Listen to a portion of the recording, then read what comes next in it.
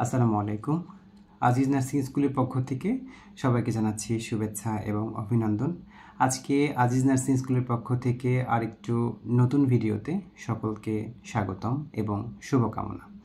আজকে আমরা যে বিষয়টি নিয়ে কথা বলবো তা হচ্ছে বিএসসি নার্সিং বা bachelor of science in nursing 4 বছর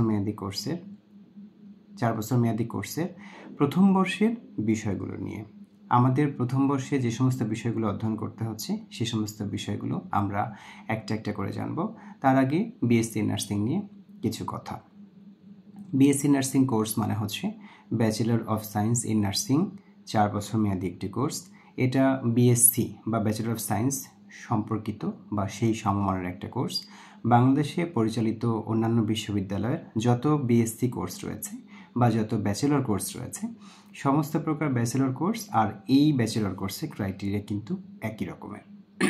সুতরাং বিএসসি নার্সিং কোর্সটি পরিচালিত হচ্ছে বাংলাদেশের কিছু পাবলিক বিশ্ববিদ্যালয় কর্তৃক। তার মধ্যে ঢাকা বিশ্ববিদ্যালয়, চট্টগ্রাম মেডিকেল বিশ্ববিদ্যালয়, রাজশাহী মেডিকেল বিশ্ববিদ্যালয়, সিলেট মেডিকেল বিশ্ববিদ্যালয়, তারপরে হচ্ছে শেখ হাসিনা মেডিকেল বিশ্ববিদ্যালয়, বঙ্গবন্ধু শেখ মুজিব মেডিকেল বিশ্ববিদ্যালয় এবং বাংলাদেশ ইউনিভার্সিটি অফ প্রফেশনালস। এলাকাভিত্তিক ডিস্ট্রিবিউশনে এই সমস্ত বিশ্ববিদ্যালয়গুলো তাদের এলাকাভিত্তিক নার্সিং কলেজগুলো পরিচালনা করে থাকছেন। সুতরাং বিএসসি নার্সিং কোর্স কমপ্লিট করতে হলে আপনাকে অবশ্যই 4 বছর মেয়াদ সময় দিতে হচ্ছে এবং সেই সাথে আপনাকে 4 বছরে বিভিন্ন রকমের বিষয়গুলো অধ্যয়ন করতে হচ্ছে। আপনার প্রত্যেক বছরের পরীক্ষা প্রত্যেক বছর আপনার ইউনিভার্সিটি বা আপনার অ্যাফিলিয়েটেড বিশ্ববিদ্যালয় এটাকে কন্ট্রোল করে থাকেন। আচ্ছা, চলে যাচ্ছি আমরা বিষয়গুলোতে। বিএসসি নার্সিং কোর্সের 4 বছর মেয়াদী প্রথম বছর বা প্রথম বর্ষে আমাদের যে বিষয়গুলো অধ্যয়ন করতে হচ্ছে তা হচ্ছে প্রথম সেটা হচ্ছে communicative English and information communication technology. তার মানে হচ্ছে ইংলিশ এবং কম্পিউটার। ইংলিশ এবং কম্পিউটারের মধ্যে আবার দুটো ভাগ রয়েছে। একটা হচ্ছে পেপার 1, পেপার 1-এর মধ্যে রয়েছে কমিউনিকেটিভ ইংলিশ। এই কমিউনিকেটিভ ইংলিশে আপনাকে যোগাযোগ সম্পর্কিত ইংরেজি ব্যাপারটা দেখানো হবে। এখানে আপনাকে প্যারাগ্রাফ, এখানে আপনাকে কিছু গ্রামেটিক্যাল সিস্টেমস, এখানে আপনাকে সিভি তৈরি করা, লেটার লেখা, ডায়ালগ লেখা ইত্যাদি বিষয় সম্পর্কে জানতে হবে। এরপরে এই বিষয়টার জন্য আপনাকে টোটাল সময় দেওয়া হচ্ছে 92 ঘন্টা এবং এই 92 ঘন্টার জন্য আপনাকে টোটাল 60 ঘন্টা ক্লাসরুম প্র্যাকটিক্যাল এবং 32 ঘন্টা আপনার ল্যাঙ্গুয়েজ ক্লাবে। আচ্ছা, এরপরে পেপার 2তে হচ্ছে আইসিটি হচ্ছে ইনফরমেশন অ্যান্ড কমিউনিকেশন টেকনোলজি। এই সাবজেক্টেরও সমান গুরুত্ব রয়েছে। একজন বিএসসি নার্স হিসেবে আপনি যখন দেশে অথবা দেশের বাইরে কাজ করতে যাবেন তখন আপনাকে অবশ্যই কম্পিউটার সম্পর্কে বিস্তারিত বিশদ জ্ঞান থাকতে হবে। সুতরাং এই সাবজেক্টে অধ্যয়নের জন্য আপনি 48 ঘন্টা সময় পাচ্ছেন ক্লাসরুমে অধ্যয়ন এবং বাকি 56 ঘন্টা সময় পাচ্ছেন প্র্যাকটিক্যাল ক্লাস করার জন্য। তাহলে আমাদের সাবজেক্ট গেল 2টা, একটা হচ্ছে কমিউনিকেটিভ ইংলিশ, নাম্বার 2তে গেল আইসিটি। 3 নম্বর রয়েছে আমাদের বিহেভিয়ারাল সায়েন্স হচ্ছে আচরণগত বিদ্যা। এটা অ্যাজ ওয়েল অ্যাজ আমাদের ডিপ্লোমা ইন মিডওয়াইফারি এবং ডিপ্লোমা ইন নার্সিং কোর্সেও রয়েছে। বিহেভিয়ারাল সায়েন্সের দ্বারা আপনাকে সঠিকভাবে আচরণ শিখতে হচ্ছে।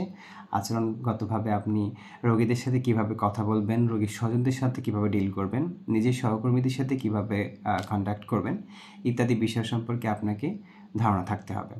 এই বিষয়টি অধ্যয়ন করার জন্য আপনাকে সময় দেওয়া হচ্ছে থিওরিটিক্যাল 112 ঘন্টা এবং 48 ঘন্টা হচ্ছে আপনার টোটাল প্র্যাকটিক্যাল ক্লাস করার জন্য।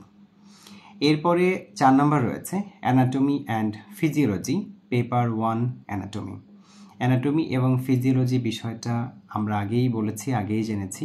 অ্যানাটমি হচ্ছে আমাদের শরীরের কাঠামো নিয়ে কথা বলে, আমাদের শরীরের স্ট্রাকচার নিয়ে কথা বলে, আমাদের বিভিন্ন রকমের সিস্টেমসের কাজগুলো নিয়ে কথা বলে, যেমন আমাদের স্কেলেটাল সিস্টেম, মাসকিউলার সিস্টেম, আমাদের গ্যাস্ট্রোইন্টেস্টাইনাল সিস্টেম, বিভিন্ন সিস্টেম নিয়ে কথা বলে। এই সমস্ত সিস্টেম সম্পর্কে সামনে আমরা আরও বিস্তারিত জানব।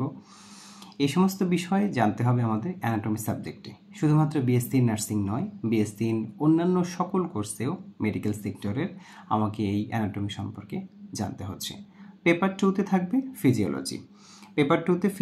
ফিজিওলজিতে আমাকে জানতে হচ্ছে আমার শরীরের কাজ গঠনের পরে আমার শরীরের কাজগুলো সম্পর্কে জানতে হচ্ছে, আমার হার্ট কিভাবে কাজ করছে, আমার লাং কিভাবে কাজ করছে, আমার ইন্টেস্টাইনস কিভাবে কাজ করছে, এ সমস্ত বিষয়ে আমাকে নলেজ রাখতে হবে। এই পুরো বিষয় দুটোকে অধ্যয়ন করতে আমাকে সময় দেওয়া হচ্ছে টোটাল 192 ঘন্টা থিওরিটিক্যাল এবং ল্যাবে হচ্ছে 72 ঘন্টা। এরপরে আমাকে যে বিষয়টা অধ্যয়ন করতে হচ্ছে তা হচ্ছে fundamentals of nursing 1, paper 1, fundamentals of nursing. Nursing ফান্ডামেন্টালের একটা গুরুত্বপূর্ণ বিষয় হচ্ছে ফাউন্ডেশন বা ফান্ডামেন্টাল। এই ফান্ডামেন্টাল থেকে আমাদের বেসমেন্ট তৈরি হয়ে থাকে। এখান থেকে বেসিক্যালি আমরা আমাদের বেসমেন্টটাকে শক্ত করতে পারি। এখান থেকে আমরা আমাদের নার্সিংয়ের ভিতটাকে শক্ত করতে পারি।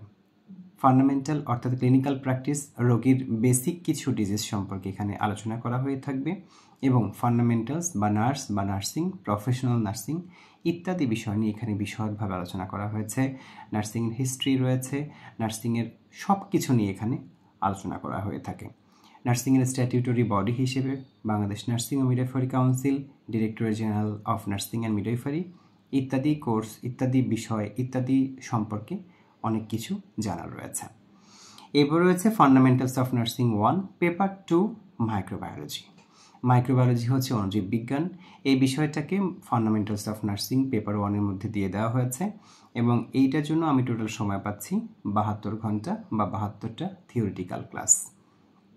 আমাকে মনে রাখতে হবে মাইক্রোবায়োলজি সাবজেক্টের গুরুত্ব কিন্তু নার্সিংয়ে অনেক রয়েছে, কারণ কোন জীবাণু দিয়ে আক্রান্ত হচ্ছে, কোন জীবাণু দিয়ে আমরা এই রোগের ক্ষেত্রে আসছি, সেটাকে কিভাবে ট্রিট করতে হবে, তার জন্য কী কী চিকিৎসা প্রয়োজন ইত্যাদি বিষয় নিয়ে এই সাবজেক্টটি কন্টেইনিং রয়েছে।